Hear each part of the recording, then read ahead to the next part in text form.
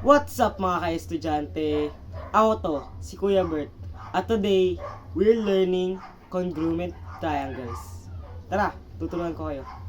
Ang una nating matututunan sa congruent triangles ay ang mga postulates. Ano nga ba ang mga postulates? Ito ang maaaring sagot para sa mga congruent triangles. Meron lamang 4 na postulates. Ito ang SSS, SAS,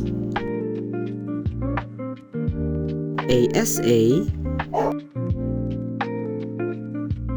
at AAS. Ngayon, i-explain ko na kung paano natin masasolve ang mga congruent triangles. Kung mapapansin nyo, merong mga linya sa mga sides ng triangle ni ABC at EFG.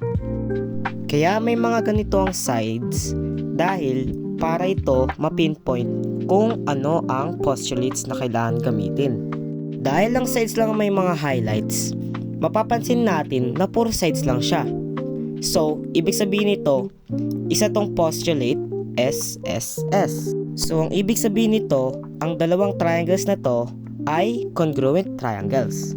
At kung mapapansin nyo dito sa example number 2, merong side, angle, at side. At dahil doon, masasabi natin na ito ay SAS. At dahil doon, masasabi natin na ang XQC at QRS ay parehas na congruent triangles. Mapapansin nyo naman dito sa example number 3 ay magkabaliktad lang sila ni example number 2. Meron tayong angle, side, at angle. At dahil doon, masasabi natin na ang triangle JMT at XYZ ay congruent triangles. At ito na ang ating last example. Example number 4. Makikita natin na mayroon tayong angle, tsaka side. At dahil doon, ang triangle TUV at CJT ay parehas na congruent triangles. Pero, bago tayo magtapos sa lesson ngayon, magbibigay muna ako ng one last question. Ang dalawang triangles na ba to ay congruent or not congruent?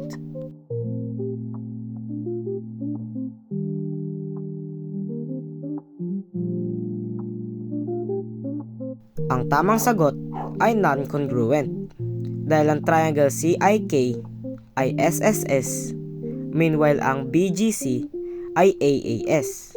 At dapat ang parehas na triangle ay palaging magkapareho para may tuyin silang congruent triangles.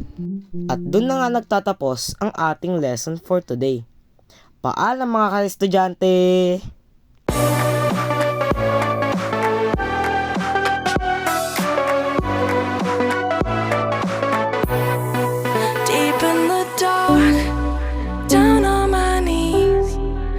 I've seen things that you wouldn't believe.